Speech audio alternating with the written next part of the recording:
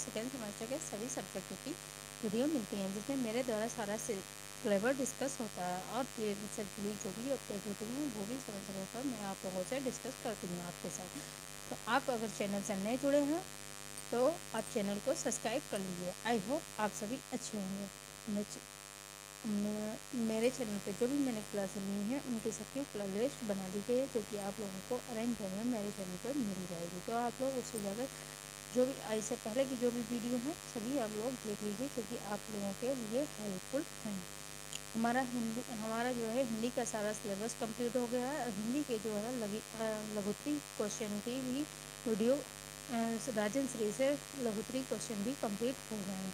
इसके आगे आज जो है हमारी विज्ञान साइंस की राजन श्री से हमारे लघुत्री टेस्ट कंप्लीट मैं करा रही हूँ। उसमें इससे पहले की वीडियो में 4 वीडियो में जो है हमारे 85 तक कंप्लीट हो गए थे। आज हम जो है उससे आगे के क्वेश्चन डिस्कस करेंगे।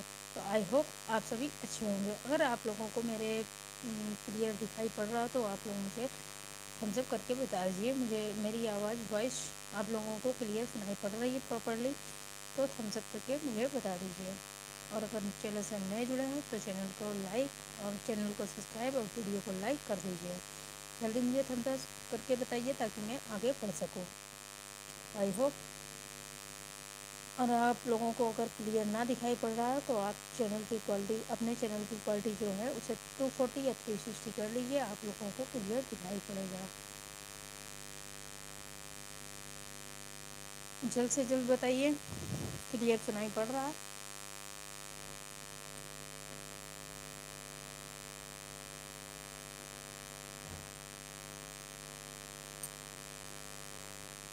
आज हम जो है हमारा अगला क्वेश्चन है कौन सा है,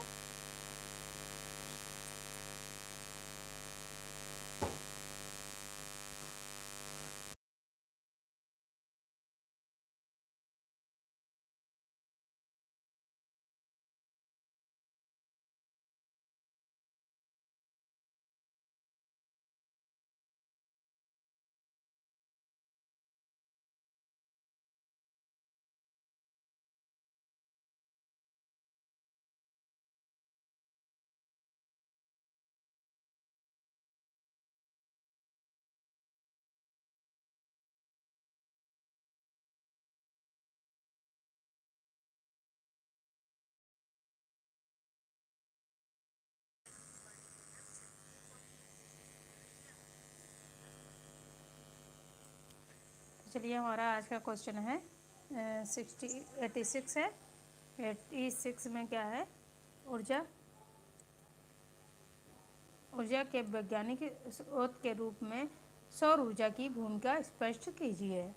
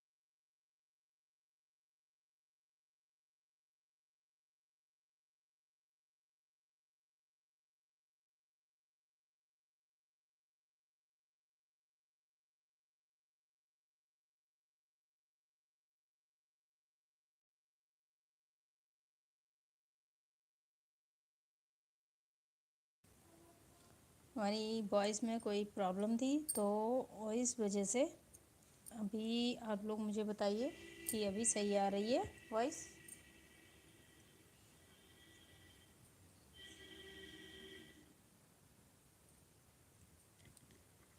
आई होप अब क्लियर आ रही होगी। माइक में थोड़ी प्रॉब्लम हो गई थी तो इस वजह से। तो हमारा क्या है क्वेश्चन, हमारा आज का पहला क्वेश्चन है सौर ऊर्जा के सौर ऊर्जा के वैकल्पिक स्रोत के रूप में सौर ऊर्जा के वैकल्पिक स्रोत के रूप में सौर ऊर्जा की भूमिका स्पष्ट कीजिए। उत्तर है सौर ऊर्जा का सबसे अधिक प्रत्यक्ष एवं विशाल स्रोत सूर्य है।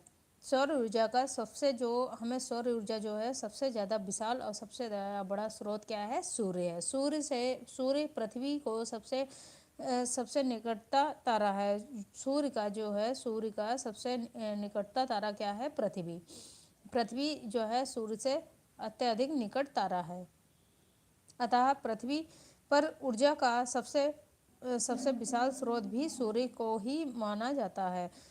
मतलब हमें जो ऊर्जा प्राप्त होती है वो अत्यधिक सूर्य से प्राप्त होती है। पृथ्वी पर सूर्य से ऊर्जा उष्मा तथा प्रकाश के रूप में प्राप्त होती है। सूर्य से प्राप्त ऊर्जा पृथ्वी पर प्रवाह तथा जल चक्र की निरंतरता प्रदान करती है तथा संपूर्ण जीवन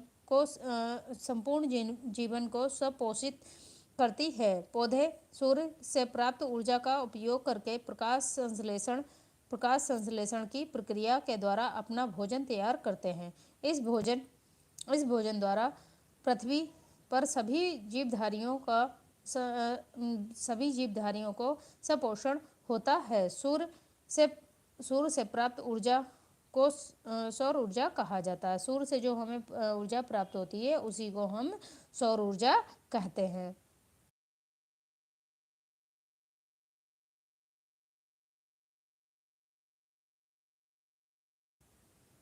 चलिए आगे देखते हैं। आज आज सभी देशों के वैज्ञानिकों का मत है आज जो है हमारे सभी देशों के वैज्ञानिकों का मत है कि विश्व में प्रतिदिन खपत होने वाली कुल ऊर्जा लगभग 50,000 गुनी ऊर्जा सूर्य से प्रतिदिन मिलती है। जितनी हमारे सभी देशों के वैज्ञानिकों का मानना है कि जो हमारे विश्व में प्रतिदिन जितनी खपत होती है ऊर्जा की उससे उससे लगभग 50,000 गुनी ऊर्जा सूर्य से हमें प्रतिदिन मिलती है। अतः ऊर्जा संकट से उबरने के लिए एकमात्र उपाय सौर ऊर्जा को अधिकाधिक उपयोग में लाना है। इसके लिए सौर कुकर, सौर जल और ऊष्मक और सौर सेलों का उपयोग प्रारंभ किया जा चुका है। हम जो है हमारे देश में इतनी खपत होती है सौर ऊर्जा की, उसकी 50 गुना मतलब 50,000 गुना सूर्य से हमें प्रतिदिन प्राप्त होती है। अतः ऊर्जा का जो संकट से उभरने के लिए, जो आने वाले समय में हमें ऊर्जा का संकट जो होगा उससे उभरने के लिए हमें सौर ऊर्जा प्लेटें जो होती हैं उनका, सोलर पैनल, सेलों का उपयोग प्रारंभ कर देना चाहिए या प्रारंभ किया जा चुका है। अगला क्वेश्चन है सौर ऊर्जा का दोहन किस प्रकार करेंगे। सौर ऊर्जा का दोहन किस प्रकार करेंगे। हेडिंग है सौर ऊर्जा का दोहन। सौर ऊर्जा का दोहन डेफिनेशन है ways of using the solar energy solar energy सौर ऊर्जा का दोहन निम्नलिखित दो प्रकार से किया जा सकता है। सौर ऊर्जा का जो बचत है हम दो प्रकार से कर सकते हैं, उपयोग जो है कर सकते हैं दो प्रकार से सौर ऊर्जा को। पहला है प्रत्यक्ष रूप से और दूसरा है अप्रत्यक्ष रूप से। प्रत्यक्ष रूप में क्या है, डायरेक्ट फॉर्म में सौर ऊर्जा प्रत्यक्ष रूप में दो प्रकार से उपयोग में लाई जा सकती है। एक तो ऊष्मा के रूप में संग्रहित करके एवं दूसरा उससे सीधी विद्युत ऊर्जा में परिवर्तन करके। जिन युक्तियों द्वारा सौर ऊर्जा को ऊष्मा के रूप में संग्रहित करके उपयोग में लाते हैं उसे सौर तापन युक्तियाँ कहते हैं, कहा जाता है।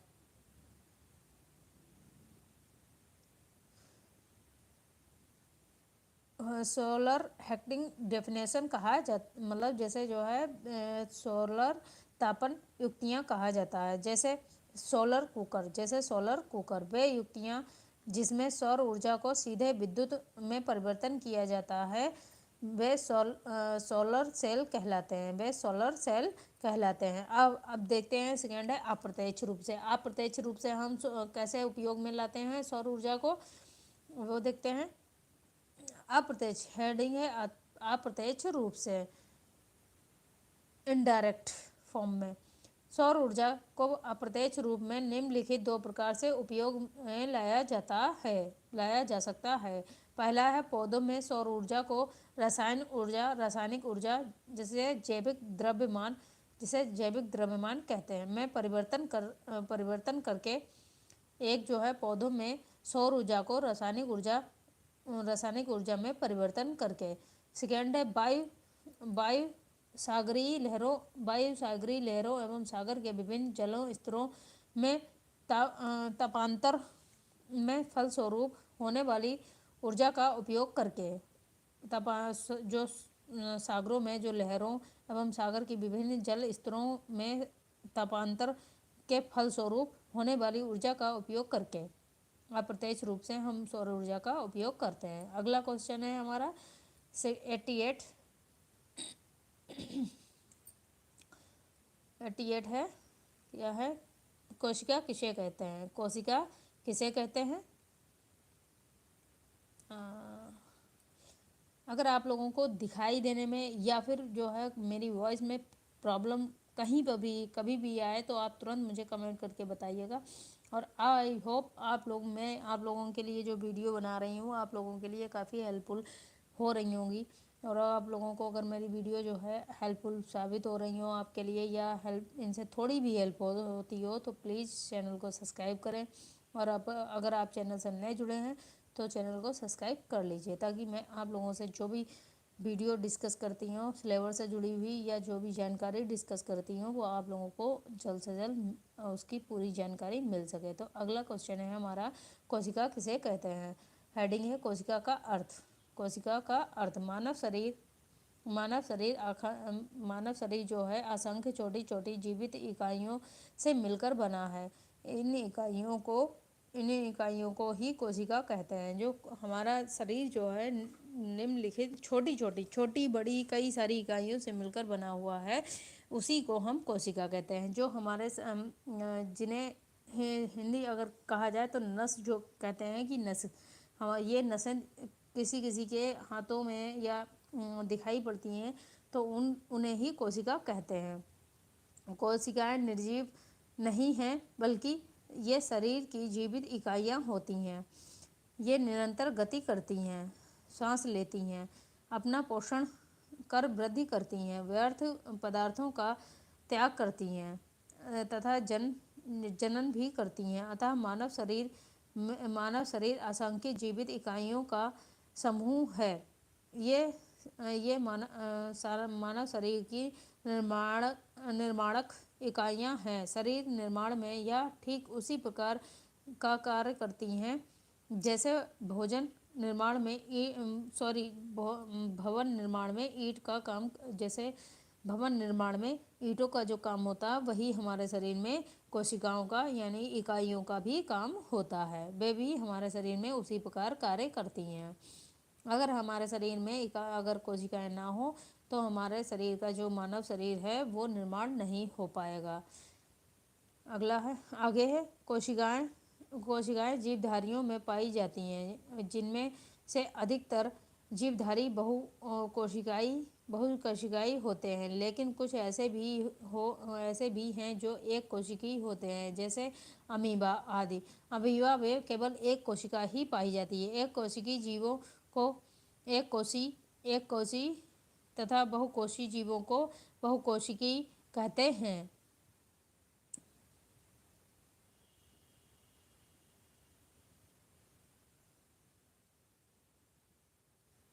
अगला क्वेश्चन है हमारा कोशिकाओं का वर्गीकरण कीजिए। उत्तर है प्रत्येक कोशिका की आंतरिक संरचना समाप्त होती है, लेकिन उनकी ब्रह्म आकृति एवं कार्य अलग अलग होते हैं। कार्यों और आकार के आधार पर कोशिका को कई भागों में बांटा गया है। कोशिका जो है हमारे प्रत्येक कोशिका की आंतरिक संरचना समाप्त होती है, लेकिन उसकी ब्रह्म आकार जो मूल आकार होता है वह कार्य अलग अलग होते हैं। कार्यों और आकारों के आधार पर कोशिकाओं को कई भागों में बांटा जाता है। जैसे है पहली है रक्त कोशिकाएं। रक्त कोशिकाएं कैसी होती हैं? ये दो प्रकार की होती हैं। रक्त कोशिकाओं में दो प्रकार की कोशिकाएं पाई जाती हैं। पहली है श्वेत रक्त कोशिकाएं, सेकेंड है लाल रक्त कोशिकाएं। लाल रक्त कोशिकाएं गोल और गोल तथा गोल तथा तस्तरी की तरह होती हैं, तस्तरी की भांति उभरी हुई होती हैं। और श्वेत कोशिकाएं जो है अनियमित आकार की होती हैं। इनका कोई भी आकार निश्चित नहीं होता, ये अनियमित आकार की होती हैं। सेकेंड है पेशी कोशिकाएं। सेकेंड है पेशी कोशिकाएं। हेडिंग है पेशी कोशिकाएं। पेशी कोशिकाएं जो है पेशी कोशिकाएं पतली, लंबी और दोनों सिरों पर नुकीली होती हैं। ये परस्पर मिलकर पेशी ऊतकों का निर्माण करती हैं, जिनके द्वारा शरीर के समस्त आंतरिक ब्रह्म और ऐच्छिक तथा अनैच्छिक अंग क्रियाशील रहते हैं। थर्ड है अस्थ कोशिकाएं। अस्थ कोशिकाएं ये है थर्ड है अस्थ कोशिकाएं। अस्थ कोशिकाएं निर्माणक कोशिकाओं को अस्थ कोशिकाएं कहते हैं। निर्माणक कोशिकाओं को अस्थ कोशिकाएं कहते हैं। अस्थ कोशिकाएं कहते हैं। ये कोशिकाएं बेलनाकार होती हैं तथा चारों ओर बारीक छोटे छोटे रेशे निकले रहते हैं। फोर है तंत्रिका कोशिकाएं। तंत्रिका कोशिकाएं की संरचना शरीर की अन्य कोशिकाओं से बहुत अलग होती है। प्रत्येक तंत्रिका कोशिका में के दो भाग होते हैं। ऊपरी भाग चौड़ा तथा असमान आकार का होता है, जिसे कोशिका पिंड कहते हैं। जो तंत्रिका कोशिकाएं होती हैं, ये इनका मतलब जो तंत्रिका कोशिकाएं होती हैं, इनकी संरचना शरीर की अन्य कोशिकाओं के बहुत अलग होता है। ये प्रत्येक कोशिकाओं का जो है ऊपरी भाग चौड़ा तथा असामान्य आकार का होता है। इन्हें कोशिका पिंड कहते हैं। इसमें केंद्र होता है। 5 है संयोजित कोशिकाएं परस्पर मिलकर आयोजित ऊतकों का निर्माण करती हैं, जो शरीर के सभी अंगों को एक दूसरे से जोड़ने का कार्य करती हैं। 6 है त्वचा या आच्छादक कोशिकाएं। ये कोशिकाएं पतली झिल्ली के आकार की होती हैं। आपस में मिलकर आच्छादक ऊतकों का निर्माण करती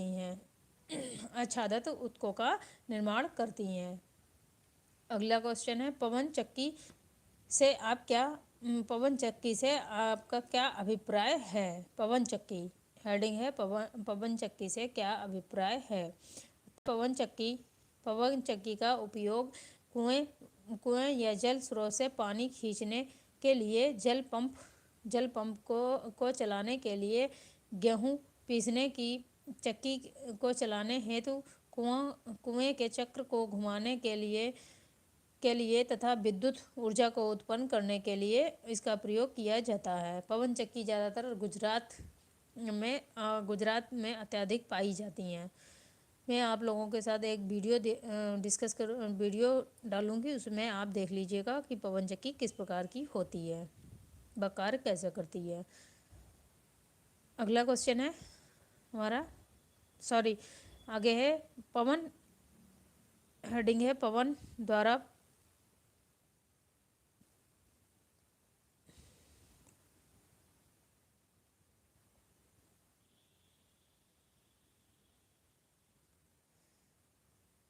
पवन ऊर्जा द्वारा जल नाव पवन ऊर्जा द्वारा पाल नाव को खेना। नाव को पानी में चलाने के लिए भी पवन ऊर्जा अर्थात वायु की गतिज ऊर्जा का प्रयोग करते हैं। इसलिए नाव में लकड़ी का एक खंभा उतार कर उस पर एक बड़ा केबल कैनवास कपड़ा लगाते हैं, जिसे पाल कहते हैं। अगला क्वेश्चन है, मशीन क्या है या कितने प्रकार की होती हैं। मशीन क्या है या कितने प्रकार की होती हैं। मशीन के बारे में जो है, ये भी मैंने जो सिलेबस की हमारी वीडियो है उसमें आपको पूरी विस्तार से वर्णन मिल जाएगा कि मशीन के बारे में मैंने पूरा वीडियो बनाया हुआ है। और शॉर्ट में भी मैंने वीडियो के डाले हैं, तो आप लोग जो मेरे चैनल की शॉर्ट्स वीडियो हैं जो एजुकेशन से जुड़ी हुई है उनमें आप जाकर उसे भी देख सकते हैं। मशीनरी के बारे में मैंने उसमें भी डिस्कस किया हुआ है। आई होप इससे पहले की वीडियो को आप लोगों ने सभी ने देख लिया होगा और लाइक भी कर दिया होगा। उत्तर है, मशीन एक ऐसी युक्ति है जिसके द्वारा बल के परिणाम को बदला जा सके अर्थात उसकी मदद से एक बिंदु पर किसी दिशा में बल लगाकर उसका प्रभाव दूसरे बिंदु पर और किसी दूसरी दिशा में उत्पन्न करके कुछ कार्य किया जाता है। हेडिंग है मशीन के प्रकार। देखते हैं। सरल मशीनें निम्न प्रकार की होती हैं। पहला है उत्तोलक, सेकेंड है पेंच, थर्ड है झुकातल, फोर है घिरनी, फाइव है पहिया और धुरी। अगला क्वेश्चन है, उत्तोलक क्या है। उत्तोलक के प्रकारों का वर्णन कीजिए। ये क्वेश्चन सन 2020 के पेपर में आया है, मोस्ट इम्पोर्टेंट है। उत्तर है, उत्तोलक एक मुड़ी हुई अथवा सीधी मजबूत छड़ होती है। इस छड़ को एक बिंदु के सापेक्ष घुमा सकते हैं। उत्तोलक का यांत्रिक लाभ इक्वल भार अपॉन आयास इज इक्वल आयास भुजा अपॉन भार। ये इसका सूत्र है, उत्तोलक का यांत्रिक सूत्र। उत्तोलक के प्रकार अब देखते हैं। उत्तोलक के प्रकार अलंब भार एवं आयास की स्थिति भिन्न होने पर उत्तोलक 3 प्रकार के होते हैं। उत्तोलक जो हैं वो 3 प्रकार के होते हैं। प्रथम प्रकार का उत्तोलक कैसा होता है। प्रथम प्रकार के उत्तोलकों में अलंब बीच में होता है और इसके एक और भार तथा दूसरी ओर अलंब होता है। उदाहरण जैसे कैंची, तराजू, हैंडपंप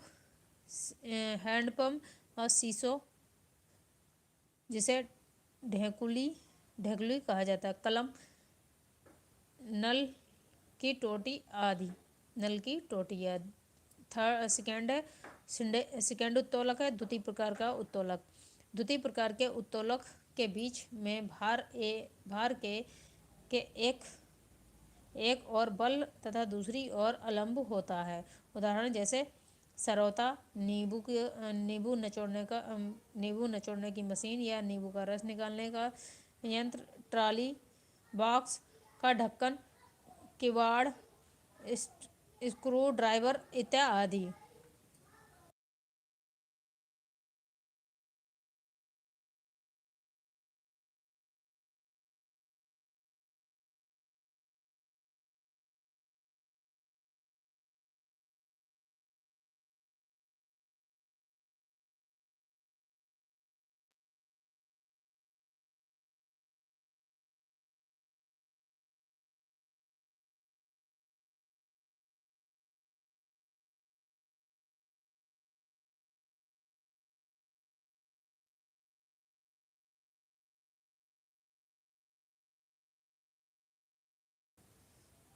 थर्ड है तृतीय प्रकार का उत्तोलक। थर्ड है तृतीय प्रकार का उत्तोलक।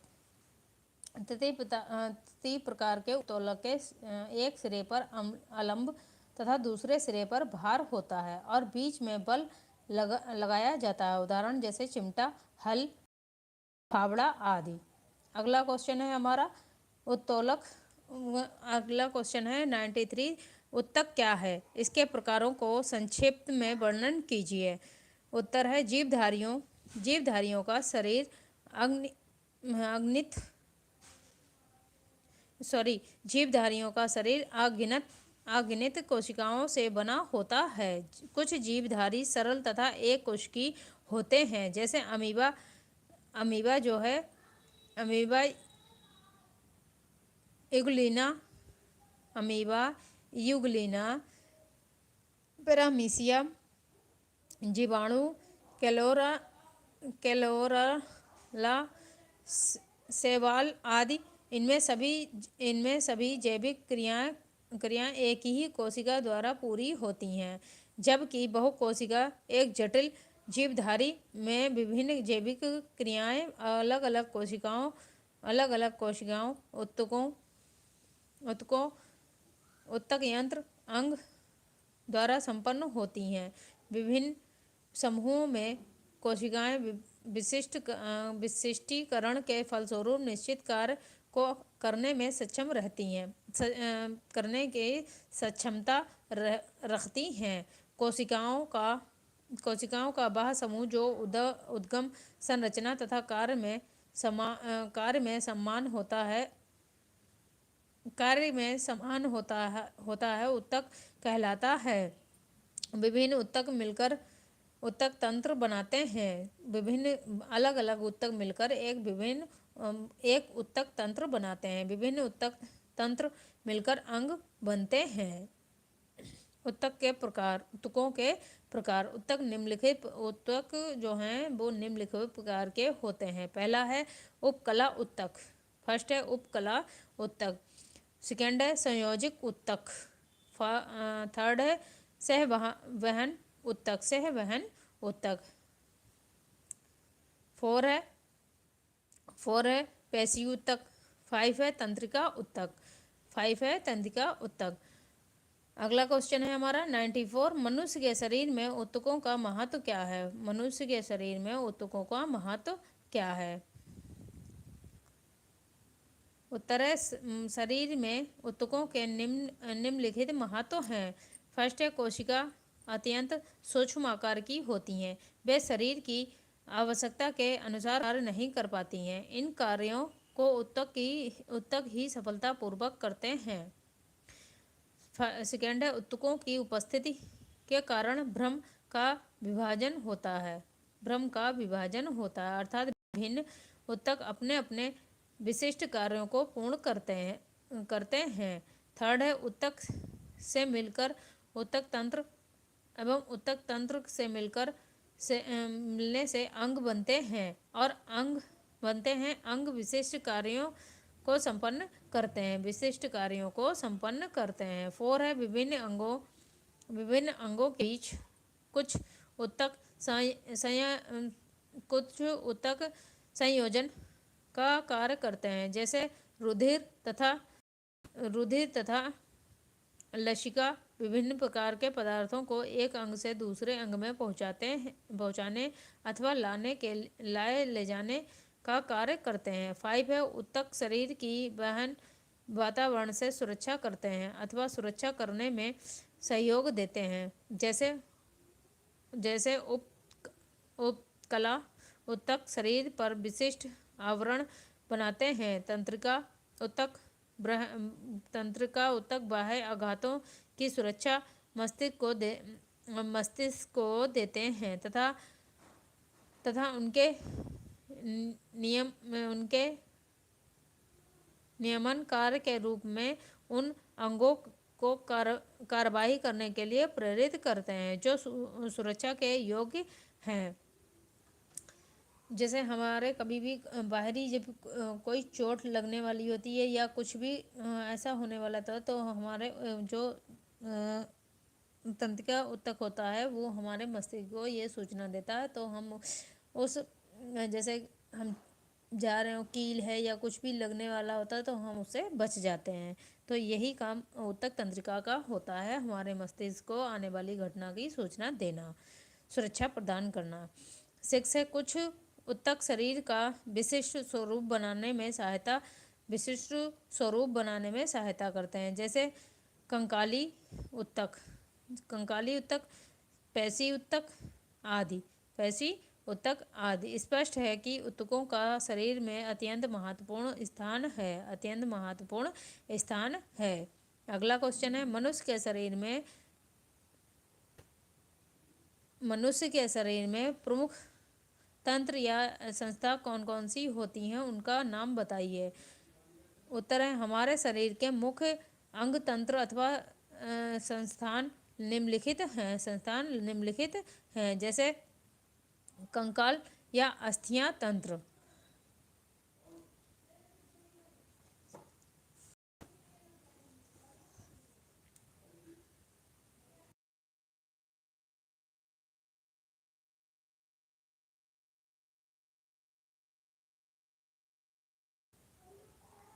फर्स्ट है कंकाल या अस्थियां तंत्र, जिसे कहते हैं स्केल सिस्टम। सेकेंड है पेशी तंत्र। थर्ड है पाचन तंत्र। 4 है श्वास तंत्र। 5 है रुधिर संरचना तंत्र। 6 है उत्सर्जन तंत्र। 7 है तंत्रिका तंत्र। 8 है प्रजनन तंत्र। 9 है अंतः प्रसवी तंत्र। 10 है अध्याय वर्णी तंत्र। अगला क्वेश्चन है, ये हमारे शरीर में जो है निम्न अलग अलग तंत्र होते हैं, भिन्न भिन्न प्रकार के तंत्र होते हैं, जिनसे मिलकर हमारा मानव शरीर बनता है। अगला क्वेश्चन है हमारा 96, कोशिका की संरचना को चित्र सही समझाइए। कोशिका की संरचना को चित्र सही समझाइए अथवा पादप कोशिका का चित्र बनाइए। हेडिंग है कोशिका की संरचना। यह क्वेश्चन सन 2016 के पेपर में आया था। प्रत्येक कोशिका के 3 अंग होते हैं। पहला है कोशिका भृत्य, सेकेंड है कोशिका द्रव्य, थर्ड है केंद्रक। तो पहले इसकी हम डेफिनेशन डिस्कस कर लेते हैं, फिर आप लोगों को चित्र दिखेंगे। तो आइए देखते हैं क्या है। पहला कोशिका भृत्य, इसके बारे में जानते हैं। कोशिका भृत्य क्या होती है और यह कैसे।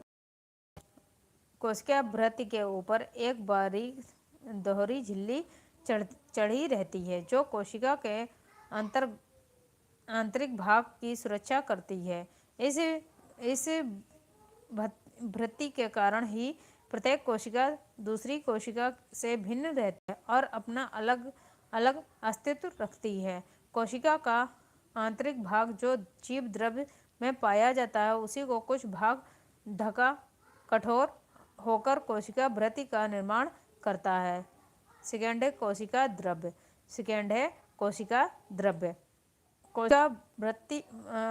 कोशिका भृत्य के भीतर एक गाढ़ा चिपचिपा तरल रंगहीन तथा अर्ध पारदर्शक पदार्थ भरा रहता है, जिसे जीव द्रव्य कहते हैं।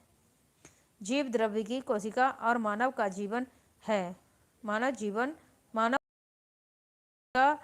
से जीव द्रव्य को समाप्त कर दिया जाए तो मृत्यु हो जाती है। इसी से कोशिका जीवित रहती है और रक्षण करती है। जीव द्रव्य में जल, प्रोटीन,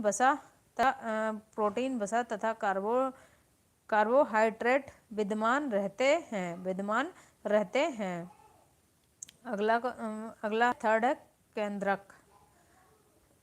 केंद्रक देखते हैं। केंद्रक कोशिका का सबसे महत्वपूर्ण अंग होता है। केंद्रक कोशिका जो है हमारा अत्यंत महत्वपूर्ण होता है। यह कोशिका के मध्य में स्थिर होता है।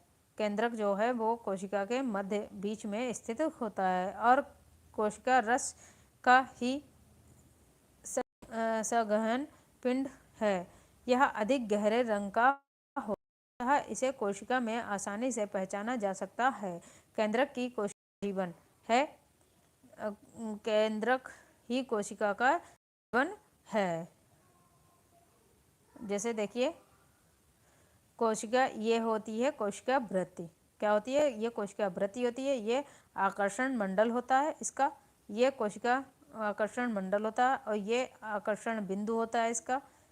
ये आकर्षण बिंदु होता है और ये कोशिका का केंद्र जो है ये कोशिका का केंद्र होता है। ये कोशिका कणु होते हैं और ये अन्य कण होते हैं। ये जो हैं अन्य कण होते हैं और ये कोशिका सार होता है। ये जो है कोशिका सार होता है और ये ग्लाजिकाय काय होता है। ये ग्लाजिकाय होता है। इसे माइटोकॉन्ड्रिया कहते हैं। ये यहाँ पे माइटोकॉन्ड्रिया होता है। यही कोशिका और ये शून्य स्थान होता है इसका। ये जो है शून्य स्थान होता है। ये कोशिका वृत्ति होती है। ये जो इसकी परत जो ऊपर से बनी हुई होती है इसे कोशिका वृत्ति कहते हैं। ये कोशिका का साधारण संरचना है। अगला क्वेश्चन है प्रमुख कार्य का वर्णन कीजिए। कंकाल तंत्र का प्रमुख वर्णन कीजिए। ये क्वेश्चन सन 2022 के पेपर में आया है। कंकाल तंत्र के कार्य। कंकाल तंत्र के कार्य शरीर में कंकाल तंत्र के कार्य निम्नलिखित हैं। पहला है शरीर को आकार प्रदान करना। सेकेंड है शरीर को मजबूती प्रदान करना। थर्ड है शरीर के कोमल अंगों को सुरक्षा प्रदान करना। 4 है श्वसन में सहयोग प्रदान करना। 5 है मांसपेशियों को क्रियाशील बनाए रखना। 6 है रक्त कणिकाओं का निर्माण करना। ये कंकाल के कार्य होते हैं। क्या होता है? पहला कंकाल से, जैसे जो कंकाल किसे कहते हैं? हमारी बोन, जो हड्डियां होती हैं हमारे शरीर में, उसे ही कंकाल कहते हैं। जब हमारे शरीर का जब इंसान मर जाता है तो हमारे शरीर का जो मांस होता है वह सूख जाता है, हट जाता है, तो क्या बचता है? कंकाल ही, हमारी हड्डियों का ढांचा ही बचता है। जिससे जब बच्चा जन्म लेता है तो कंकाल तंत्र के प्रमुख का जो कंकाल होता है वो हमें हमारे पहला शरीर को आकार प्रदान करता है, हमारे शरीर को मजबूती देता है, शरीर के कोमल अंगों को सुरक्षा प्रदान करता है, प्रदान कराना, मांसपेशियों को क्रियाशील बनाए रखना, रक्त कणिकाओं का निर्माण करना। ये कंकाल तंत्र का कार्य होते हैं, निम्न कार्य होते हैं। अगला क्वेश्चन है पेशियां क्या हैं? पेशियां क्या हैं? इसकी गतियों तथा संरचना को समझाइए। उत्तर है कंकाल तंत्र पर मांस का आवरण चढ़ा रहता है, उसी को पेशी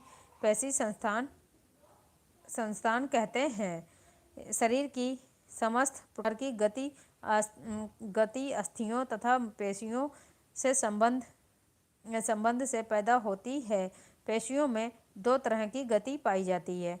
पहली है संकुचन तथा दूसरी है शिथिलन या प्रसारण। पेशी का संकुचन 2 प्रकार से होता है।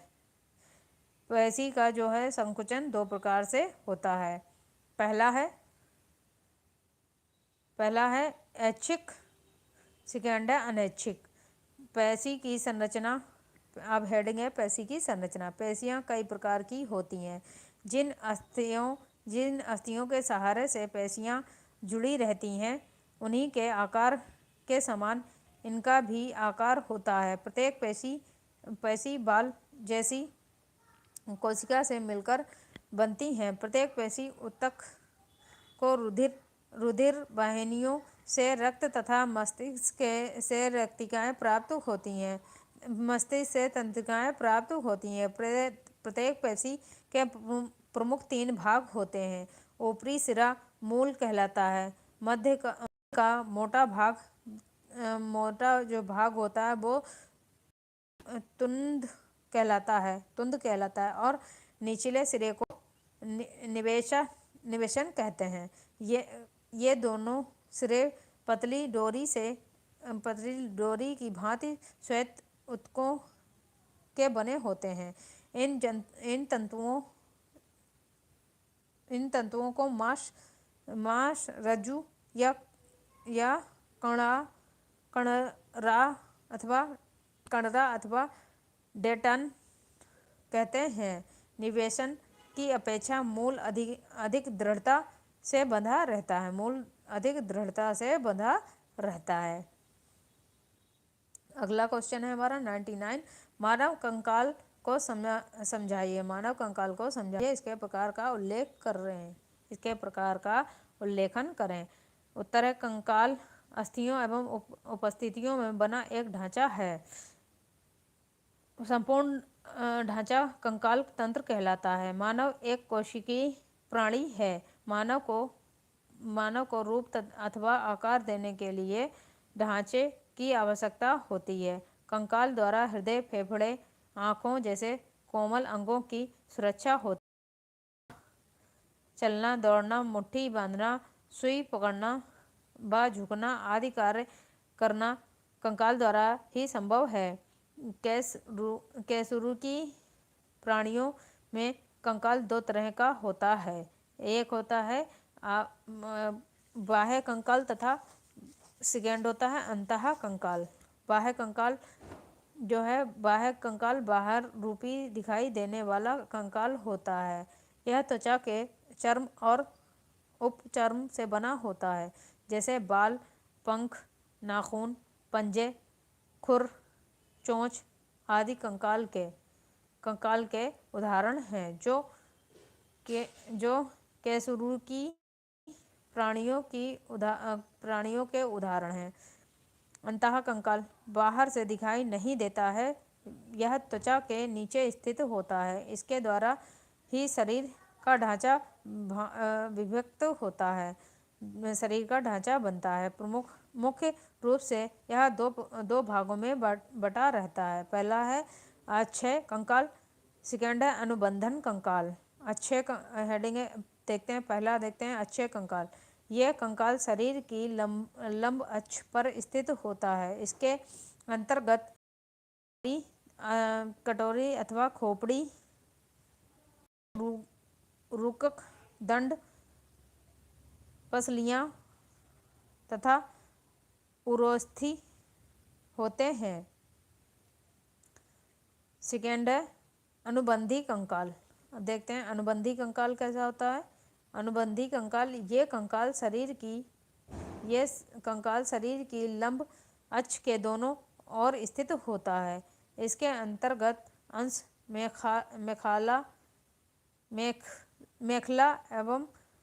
मेखला एवं श्रोणि मेखला और भुजाओं की अस्थियां होती हैं। अगला क्वेश्चन है हमारा 100। Vitamin A, vitamin B, vitamin C, vitamin D और विटामिन के प्राप्ति स्रोत एवं उनकी कमी से होने वाले रोग बताइए। तो ए की कमी से पहले देखते हैं विटामिन ए की कमी से। विटामिन ए की कमी से आँखों और बालों एवं त्वचा को स्वस्थ रखता है। विटामिन ए की जो है हमारे बालों को सुंदर बनाता है, हमारे बालों को और हमारी त्वचा को भी, और हमारी आँखों को स्वस्थ रखती है। विटामिन ए पालक, गाजर किस में पाई जाती है? पालक में, गाजर में, आम में, मक्खन में, मछली का तेल, टमाटर, पीले रंगों फल आदि में पाया जाता है। पीले रंग के जो फल होते हैं उनमें ये पाई जाती है। इसकी कमी से जो है रतौंधी नामक रोग होता है। विटामिन ए की कमी से रतौंधी नामक जो रोग होता है वो हो जाता है। सेकेंड है विटामिन बी।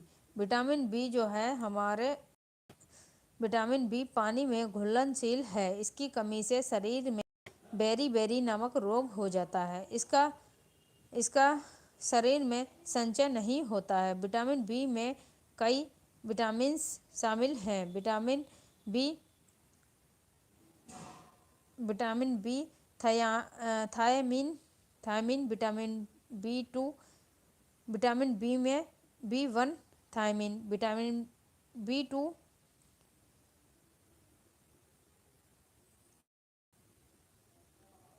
नियासिन, बी 4 फ्लो फैली folic folic acid, vitamin B 6 प्री प्रो प्रीड्रोस्किन आदि आदि विटामिन होती हैं। विटामिन बी में ये 6 विटामिन बी होती हैं। थर्ड है विटामिन सी। विटामिन सी जो है यह दांतों तथा हड्डियों के लिए कैल्शियम प्राप्त में सहायक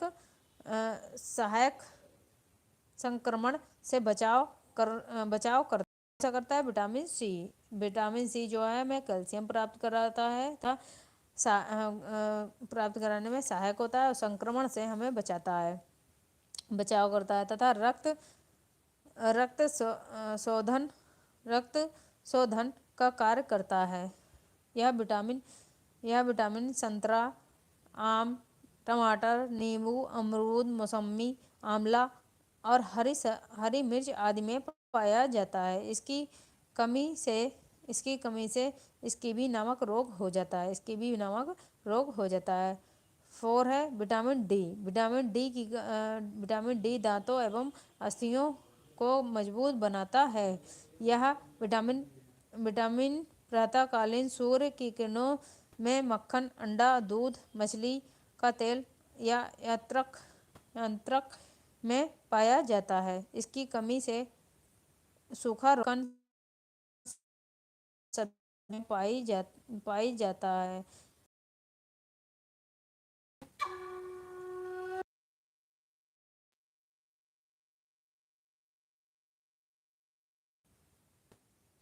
विटामिन ई जो है मक्खन में, दूध में पाया जाता है। इसकी कमी से जननांग प्रभावित होते हैं। 6 है विटामिन के शरीर के बहते रक्त को जमाकर चोट लगने पर रोकता है। यह विटामिन पालक, गोभी, दूध आदि में मिलता है। इसकी कमी से शरीर में रक्त का थक्का बनता है। इसकी कमी से जो है हमारे शरीर में जो है रक्त के थक्के नुमा बन जाते हैं विटामिन के की कमी से।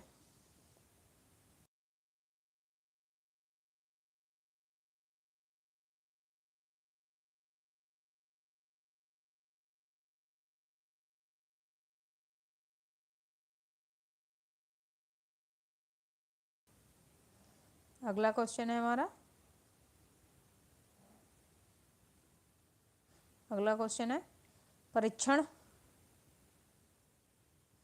किसे कहते हैं? उत्तर है वायुमंडल में विभिन्न प्रकार के जीवाणु एवं कवक के बीजाणु उपस्थित होते हैं। यह अनुकूल तापमान, नमी तथा कार्बनिक भोजन पदार्थ मिलने पर उगने लगते हैं और भोज्य पदार्थ खराब होने लगता है। भोजन को खराब होने से बचाने के लिए उनका परीक्षण आवश्यक है। परीक्षण वह प्रक्रिया है जिसके द्वारा भोज्य पदार्थ को लंबे परिरक्षण वह प्रक्रिया है जिससे भोज्य पदार्थ को लंबे समय तक या जिसके द्वारा भोजन पदार्थ को लंबे समय तक ताज़ा और सुरक्षित रखा जा सके। परिरक्षण किसे कहते हैं? परिरक्षण जो है वायु में विभिन्न प्रकार के जो जीवाणु एवं कवक के बीजाणु उपस्थित होते हैं। ये अनुकूल तापमान, नमी और कार्बनिक भोज्य पदार्थ मिलने पर उगने लगते हैं और ये भोज्य पदार्थ खराब होने लगते हैं। भोजन को खराब होने से बचाने के लिए उनका परिरक्षण आवश्यक है। अगला क्वेश्चन है हमारा 102 102 पास पासचुरीकरण किसे कहते हैं? पासचुरीकरण हेडिंग है पासचुरीकरण। वैज्ञानिक लुईस पास्चर पास्चर ने परिरक्षण के लिए अति उत्तम विधि खोजी है। इस विधि को परिचुरीकरण कहते हैं। इन्होंने जो परिरक्षण किया था उस के लिए अति उत्तम विधि खोजी है। इसी विधि को परिचुरीकरण कहते हैं। इस विधि का उपयोग दुगंध रेडियो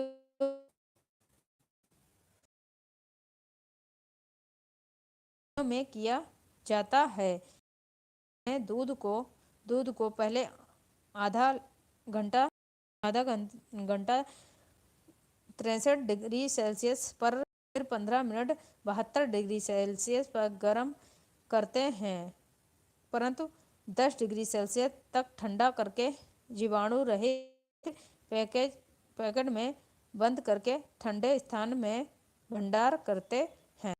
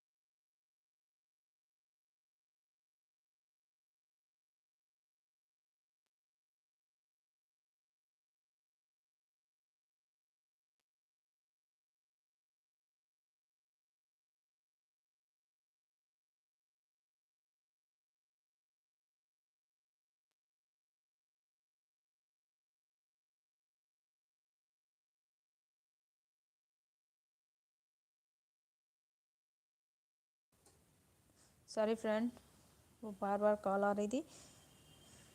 अब कोई डिस्टरबेंस नहीं होगा, आई होप। चलिए आगे देखते हैं। अगला क्वेश्चन है हमारा परिवेशी स्वच्छता क्यों आवश्यक है? परिवेशी स्वच्छता क्यों आवश्यक है, बताइए। उत्तर है परिवेशी स्वच्छता से तात्पर्य व्यक्ति के आसपास के वातावरण की स्वच्छता से है। उत्तम स्वास्थ्य व दीर्घ आयु होने के लिए वातावरण की स्वच्छता भी उतनी ही आवश्यक है जितनी शारीरिक स्वच्छता। लेकिन साधारण तौर पर वातावरण की स्वच्छता पर कम ध्यान दिया जाता है। वातावरण की स्वच्छता के अंतर्गत हवा, पानी एवं भोजन की स्वच्छता के अतिरिक्त मल पदार्थों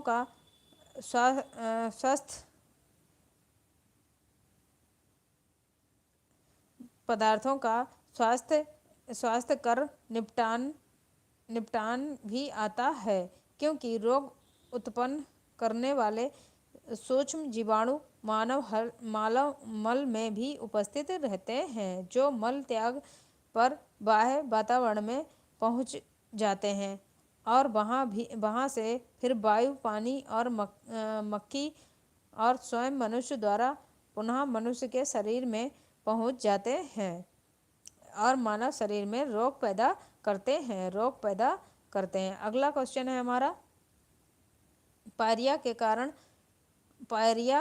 के कारण एवं उपचार बताइए। पायरिया क्यों होती है और इसके क्या कारण है और इसका क्या उपचार है? उत्तर है यह रोग वयस्कों में अधिकतर पाया जाता है। इस रोग में दांतों से बदबू आने लगती है। दांत इस रोग से जो है दांतों में बदबू आने लगती है तथा मसूड़ों से रक्त बहने लगता है। दांत धीरे धीरे गिरने लगते हैं। पायरिया के कारण, पायरिया होने के कारण, हेडिंग है पायरिया के कारण। पायरिया होने के कारण निम्नलिखित हैं। पहला है दांतों की सफाई ना करना। सेकेंड है मसूड़ों का अस्वस्थ होना। मसूड़ों का अस्वस्थ होना। इसके उपचार क्या हैं? हेडिंग देखते हैं पायरिया के उपचार। पायरिया के उपचार, फर्स्ट है रोगग्रस्त होने पर चिकित्सक की सलाह लेनी चाहिए। सेकेंड है मसूड़ों को ठीक प्रकार से मालिश करनी चाहिए। मसूड़ों की ठीक प्रकार से मालिश करनी चाहिए। थर्ड है खोखले दांतों व दाढ़ों को भरवा लेना चाहिए मसाले से। फोर है दांतों की नियमित प्रतिदिन सफाई करना जरूरी है। फाइव है भोजन में विटामिन ए व विटामिन सी की उचित मात्रा लेनी चाहिए। उचित मात्रा लेनी चाहिए। वे भोज्य पदार्थ खाने चाहिए जिसमें विटामिन ए और विटामिन सी की मात्रा अधिक हो। अब देखते हैं पायरिया परिसंरचना तंत्र। अगला क्वेश्चन है रक्त परिसंरचना तंत्र क्या है? उत्तर देखते हैं परिसंरचना तंत्र। रक्त परिसंचरण संचरण तंत्र क्या है? उत्तर है परिसंरचना तंत्र। जीवित अवस्था से रक्त शरीर में सदैव संचरण करता रहता है। रक्त के इसी भ्रमण करने की क्रिया को ही रक्त परिसंचरण कहा जाता है। हृदय एवं रक्त वाहिकाओं से होकर रक्त शरीर से प्रभावित होता है। रक्त जिस स्थान से अपनी यात्रा शुरू करता है समस्त शरीर में भ्रमण करने के पश्चात पुनः उसी स्थान पर पहुंच जाता है और इस चक्र पर ही जीवन पर्यंत परिक्रमा करता है। इस परिक्रमा को चक्र इस प्रकार है जैसे रक्त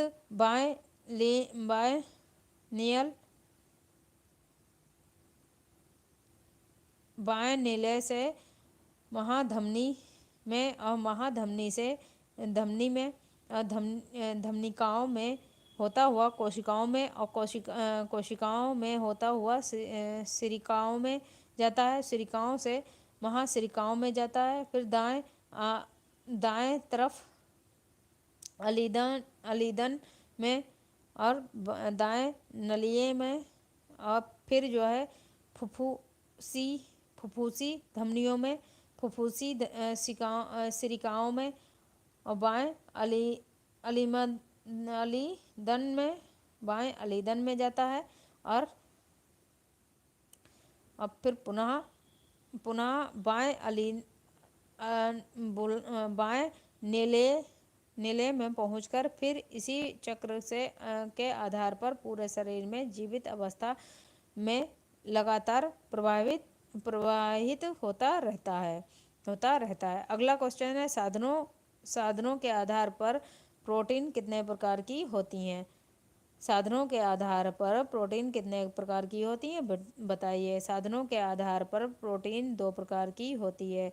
पहली है जंतु प्रोटीन जो कि मांस, मछली, अंडा, दूध आदि से प्राप्त होती है। सेकंड है वनस्पति प्रोटीन जो हमें दालें, सेम, सोयाबीन और फलों में, सब्जियों में, गिर्रीदार फलों में प्राप्त प्रोटीन गिर्रीदार फलों से प्राप्त प्रोटीन होती है।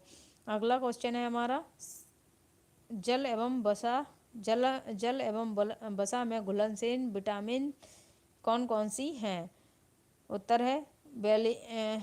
है विलेयता के आधार पर इनको दो निम्न भागों में रखा गया है। पहला है जल में घुलनशील विटामिन। हेडिंग है जल में घुलनशील विटामिन जैसे विटामिन बी और विटामिन सी। ये जल में घुलने वाली विटामिन होती हैं।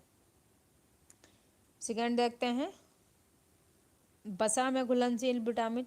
वसा में घुलनशील विटामिन ये कौन सी होती है, आइए देखते हैं। हेडिंग है वसा में घुलनशील विटामिन, जैसे vitamin A, vitamin D, vitamin E, vitamin के, ये जो है वसा में घुलनशील विटामिन होती हैं। विटामिन के मुख्य स्रोत, विटामिन के मुख्य स्रोत अनाज, हरी सब्जियां, दालें, दूध, घी, पनीर, मांस, छिलकेदार फल और अंकुरित बीजों में प्रचुर मात्रा में पाई जाती हैं। प्रचुर मात्रा में, अधिक मात्रा में पाई जाती हैं। अगला क्वेश्चन है हमारा, संक्रमण रोग किसे कहते हैं। संक्रमण रोग किसे कहते हैं। संक्रमण रोग किसे कहते हैं। उत्तर है, संक्रमण रोग एक ऐसा रोग है जो किसी एक व्यक्ति से दूसरे व्यक्ति तक प्रत्यक्ष अथवा अप्रत्यक्ष रूप से पहुंच जाता है, उसे ही संक्रमण रोग कहते हैं। जो कि अभी कोरोना जो है वो भी एक संक्रमण रोग ही था, जो एक दूसरे को छूने से फैल रहा था।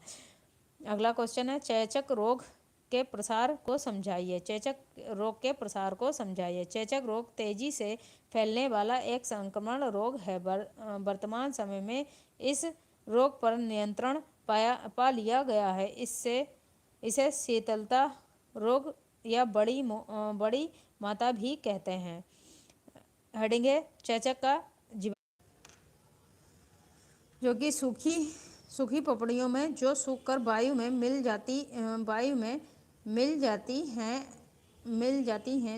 जाने से रोग का प्रसार होता है। पपड़ियों तथा संक्रमित पदार्थों में जीवाणु 6 सप्ताह तक जीवित रह सकता है।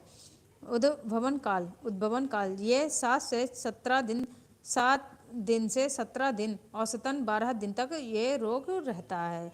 अगला क्वेश्चन है, माइटोकॉन्ड्रिया को कोशिका का ऊर्जा गृह क्यों कहा जाता है। ये क्वेश्चन सन 2019 के पेपर में आया है। माइटोकॉन्ड्रिया को कोशिका का ऊर्जा गृह क्यों कहा जाता है। उत्तर है,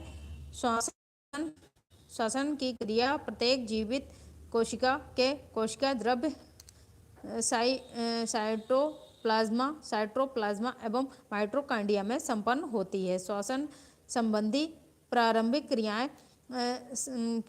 क्रियाएं साइटोप्लाज्मा में होती हैं तथा शेष क्रियाएं माइटोकॉन्ड्रिया में होती हैं। चूंकि क्रिया के अंतिम चरण में ही अधिकांश ऊर्जा होती है, इसलिए माइटोकॉन्ड्रिया को कोशिका श्वसनांग या शक्ति गृह या पावर हाउस कहते हैं। अगला क्वेश्चन है, भास्मिक ऑक्साइड किसे कहते हैं। भास्मिक ऑक्साइड किसे कहते हैं, ये क्वेश्चन सन 2019 के पेपर में आया है। ये हेडिंग है भास्मिक ऑक्साइड क्षारीय ऑक्साइड को ही कहा जाता है। भास्मिक ऑक्साइड ऐसे ऑक्साइड हैं जो अम्लीय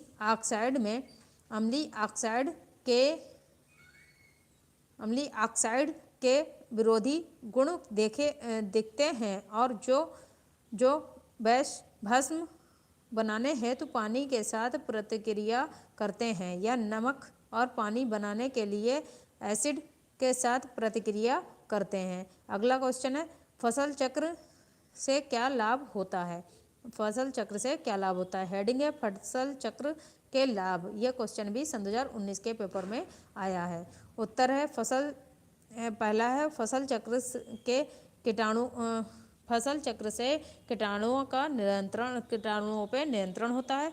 सेकेंड है, फसलों का बीमारियों से बचाव होता है। थर्ड है, फसल चक्र से वर्ष भर आय प्राप्त रहती है।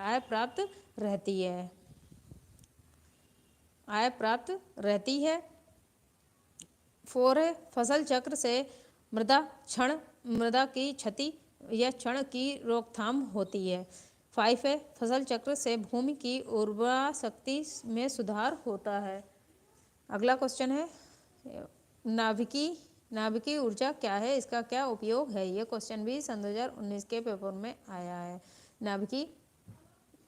हेडिंग है नाभिकीय ऊर्जा नाभिकीय ऊर्जा वह ऊर्जा है जिससे नियंत्रित नाभिकीय अभिक्रिया से उत्पन्न किया जाता है। वर्तमान समय में विद्युत उत्पन्न के लिए वाणिज्यिक संयंत्रिक नाभिकीय विखंडन का उपयोग करते हैं।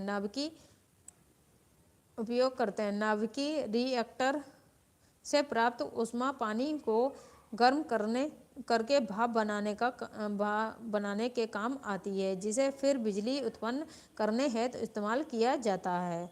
उपयोग बिजली उत्पन्न, इसका उपयोग देखते हैं। बिजली उत्पन्न और आणविक बमों के निर्माण में उपयोग में लाया जाता है। अगला क्वेश्चन है, संतुलित आहार से क्या तात्पर्य है? संतुलित आहार से क्या तात्पर्य है? हमें संतुलित आहार क्यों लेना चाहिए? यह क्वेश्चन भी सन 2019 के पेपर में आया है। देखते हैं संतुलित आहार। संतुलित आहार वह आहार होता है जो हमारे शरीर को उचित ढंग से कार्य करने के लिए पोषक तत्व प्रदान करता है। अपने आहार से उचित पोषण प्राप्त करने के लिए आपको दैनिक आहार में अधिकांश कैलोरी का उपयोग करना चाहिए। एक संतुलित आहार में पर्याप्त मात्रा में प्रोटीन, कार्बोहाइड्रेट और वसा, पौष्टिक तत्व, विटामिन, खनिज जैसे तत्व मौजूद होते हैं। संतुलित आहार शरीर के पोषण हेतु तथा ऊर्जा प्राप्त करने के लिए अत्यंत जरूरी है। अगला क्वेश्चन है हमारा,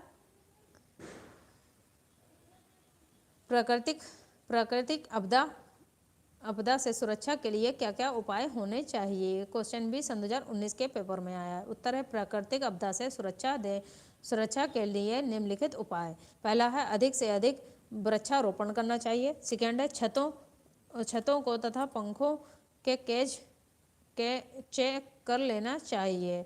छतों तथा पंखों को चेक कर लेना चाहिए। थर्ड है, बिजली से जुड़े सभी तारों को निकाल देना चाहिए। फोर है, भूकंप के समय समस्त सदस्य खुले मैदान में एकत्रित हो जाने चाहिए। अगला क्वेश्चन है हमारा, ये भी 19 के पेपर में आया है। ऐच्छिक एवं अनैच्छिक पेशी में अंतर स्पष्ट कीजिए। पहले देखते हैं ऐच्छिक पेशियाँ। ऐच्छिक पेशी को रहित पेशी भी कहते हैं। रेखित पेशी भी कहते हैं। इस पेशी को अपनी इच्छा अनुसार संकुचित एवं फैलाया जा सकता है। इससे शरीर के विभिन्न अंगों में गति होती है, इसलिए इसे ऐच्छिक पेशी कहते हैं। अनैच्छिक पेशी क्या होता है? अनैच्छिक पेशी को अरेखित एवं चिकनी पेशी भी कहते हैं। यह वर्ग की पेशियां इच्छाधीन नहीं होती हैं। इसमें अनैच्छिक तंत्रिका तंत्र की नियंत्रण अवस्था रहती है।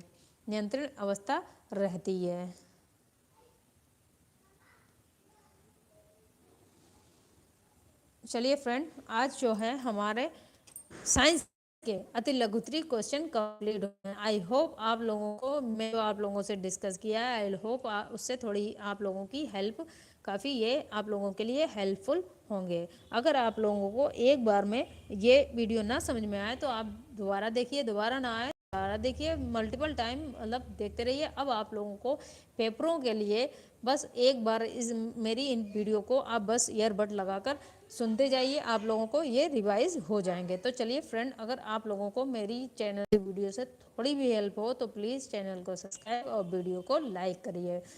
अब कल से जो है आई होप कि हम साइंस के और हिंदी के अति लघुत्तरीय क्वेश्चन स्टार्ट कर देंगे और ये अति लघुत्तरीय क्वेश्चन कंप्लीट हो जाएंगे। फिर मेरी कोशिश यही रहेगी कि मैं जो 16 से और जो 16 से 22 तक के जो पेपर हैं वो मैं आप लोगों से डिस्कस करूं।